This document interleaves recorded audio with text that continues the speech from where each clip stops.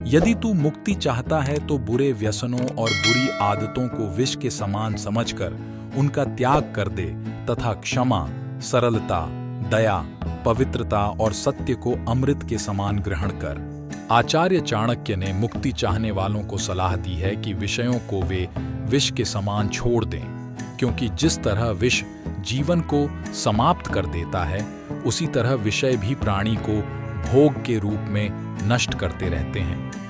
यहाँ विषय शब्द का अर्थ वस्तु नहीं बल्कि उसमें आसक्ति का होना है। इस प्रकार आचार्य की दृष्टि में विषयासक्ति ही मृत्यु है। लोग जिस अमृत की तलाश स्वर्ग में करते हैं, उसे आचार्य ने इन 5 गुणों में बताया है। इस श्लोक का उल्लेख अष्टावक्र गीता में भी इसी रूप में जनक अष्टावक्र संवाद के रूप में हुआ है। यहाँ चेत अर्थात यदि शब्द अत्यंत महत्वपूर्ण है। ऐसा कहने का तात्पर्य है कि यदि कोई मुक्त होने का संकल्प कर चुका है, वैसे प्रायः हम बंधन में आनंदित होते रहते हैं, बंधन में सुरक्षा महसूस करते हैं। जो लोग एक दूसरे के भेदों को प्रकट करते हैं, वे उसी प्रकार नष्ट हो जाते हैं जैसे बाम्बी में फंसकर सांप नष्ट हो जाता है। अपमानित करने के विचार से अपने मित्रों के रहस्यों को प्रकट करने वाले उसी प्रकार नष्ट हो जाते हैं जिस प्रकार बाम्बी में घुसा हुआ सांप बाहर नहीं निकल पाता और बाम्बी के अंदर ही दम घुटने से मर जाता है। ऐसे लोग न घर के रहते हैं न घाट के। ब्रह्मा ने सोने में सुगंध और ईख के पौधे में फल उत्पन्न नहीं किए और निश्चय ही चंदन के वृक्ष में फूल भी पैदा नहीं होते। इसी तरह विद्वान व्यक्ति को अधिक धनी और राजा को अधिक लंबी आयु वाला नहीं बनाया।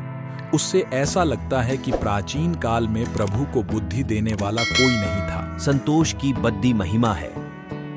जो व्यक्ति संतोष से अपना जीवन बिताते हैं और शांत रहते हैं, उन्हें जितना सुख प्राप्त होता है, वह धन के लालच के लिए हर समय दौड़ धूप करने वाले व्यक्ति को प्राप्त नहीं हो सकता। संकेत है कि लोभी से संतोषी श्रेष्ठ है और संतोष जीवनदाता है। अपनी पत्नी, भोजन और धन, इन तीनों के प्रति मनुष्य को संतोष रखना चाहिए। इस यदि के संदर्भ में ही लोगों की ओर से आचार्य यहाँ सृष्टि रचयिता को उलाहना दे रहे हैं, उसकी बुद्धि को कोस रहे हैं। लेकिन यदि ऐसा हो जाता जैसी लोगों की चाह है, तो वैसा न होने की कामना लोग करते। क्या यह सच नहीं है? सभी प्रकार की औषधियों में अमृत सबसे प्रमुख औषधि है। सुख देने वाले सब साधनों में भोजन सबसे प्रमुख है। मनुष्य की सभी इंद्रियों में आंखें सबसे प्रधान और श्रेष्ठ है तथा शरीर के सभी अंगों में मनुष्य का सिर सर्वश्रेष्ठ है। कुछ व्यक्तियों ने इस श्लोक में आए हुए अमृता शब्द का अर्थ गिलोय से भी किया है। 2 ब्राह्मणों के बीच से, ब्राह्मण और अग्नि के बीच से, पति पत्नी के बीच से, सेवक और नौकर के बीच से तथा हल बैल के बीच से कभी नहीं निकलना चाहिए। जहां 2 ब्राह्मण खड़े हों या बात कर रहे हों, उनके बीच से नहीं निकलना चाहिए। इससे उनका अपमान होता है। इसी प्रकार ब्राह्मण और अग्नि के बीच से निकलकर नहीं जाना चाहिए। इसलिए भोजन को सब सुखों में प्रधान माना गया है। मनुष्य अनेक इंद्रियों से युक्त है।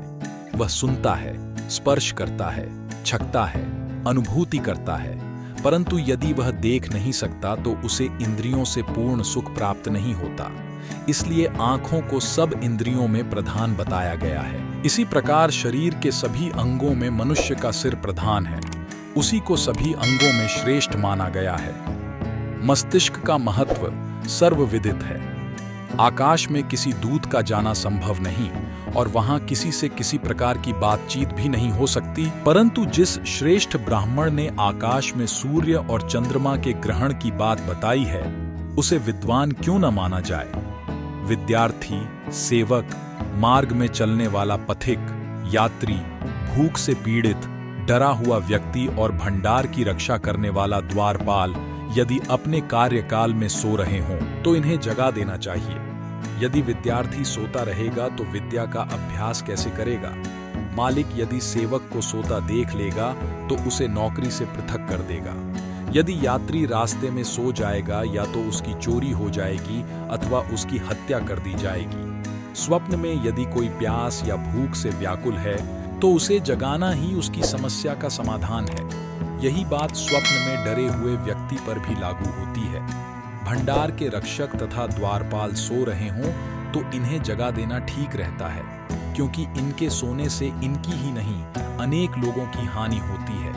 आचार्य के इस कथन को शास्त्र के उन आदेशों से जोड़कर देखना चाहिए जिनमें यह कहा गया है कि सोते हुए व्यक्ति को उठाना नहीं चाहिए।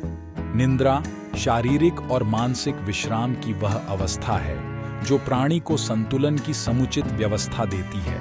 इसी संदर्भ में पशु और वृक्षों को सोते हुए से न जगाने और रात्रि के समय स्पर्श न करने का निर्देश किया गया है। सांप, राजा, बाघ, सूअर, बालक, दूसरे के कुत्ते और मूर्ख व्यक्ति को सोते में जगाना नहीं चाहिए। यदि सोए हुए सांप को जगाएंगे तो वह काट खाएगा। इसी प्रकार सोते हुए राजा को जगाने पर वह क्रोधित होकर हत्या का आदेश दे सकता है। बाघ आदि हिंसक पशुओं को जगाने का क्या परिणाम हो सकता है, यह सब जानते हैं। सोते हुए बालक को जगाएंगे तो वह भी मुसीबत खड़ी कर देगा। इसी प्रकार दूसरे व्यक्ति के कुत्ते और मूर्ख मनुष्य को जगाना नहीं चाहिए। उनके सोते रहने में ही भला है। जो ब्राह्मण धन की प्राप्ति के विचार से वेदों का अध्ययन करते हैं और जो शूद्रों अर्थात नीच मनुष्यों का अन्न खाते हैं, वे विषहीन सांप के समान कुछ भी करने में असमर्थ होते हैं। जो ब्राह्मण वेदों का अध्ययन कर उससे धन कमाते हैं अर्थात उस ज्ञान से पैसा बटोरते हैं, और वे ब्राह्मण भी जो अपना पेट भरने के लिए शूद्रों के अधीन रहते हैं अर्थात नीच लोगों का अन्न खाते हैं, वे विषरहित सर्प के समान निरर्थक हैं। तेजहीन हो जाने के कारण ऐसे विद्वान ब्राह्मणों को संसार में किसी प्रकार का यश और सम्मान प्राप्त नहीं होता, जिसके नाराज होने पर किसी प्रकार का डर नहीं होता और जिसके प्रसन्न होने पर धन प्राप्ति की आशा नहीं होती, जो न दंड दे सकता है और न ही किसी प्रकार की दया प्रकट कर सकता है, उसके नाराज होने पर किसी का कुछ नहीं बिगड़ता। विषहीन सांप को भी अपना फन फैलाना चाहिए। उसमें विष है या नहीं, इस बात को कोई नहीं जानता। हाँ, उसके इस आडंबर से अथवा दिखावे से लोग भयभीत अवश्य हो सकते हैं। मूर्ख लोग अपना प्रातःकाल का समय जुआ खेलने में अपने ही हाथ से गुंथी हुई माला, अपने हाथ से घिसा हुआ चंदन और अपने ही हाथ से लिखी हुई भगवान की स्तुति करने से मनुष्य इंद्र की धन संपत्ति को भी वश में कर सकता है। चाणक्य का भाव यह है कि धनवान व्यक्ति को भगवान की स्तुति करने के लिए किए जाने वाले उपायों को स्वयं अपने हाथ से करना चाहिए। दूसरों से करवाने से कोई लाभ नहीं होता। इसी के साथ मिलते हैं अगले अध्याय में। अगर आपको वीडियो अच्छा लगा हो तो चैनल को सब्सक्राइब जरूर करें। आपका एक सब्सक्राइब मेरा प्रोत्साहन बढ़ाता है।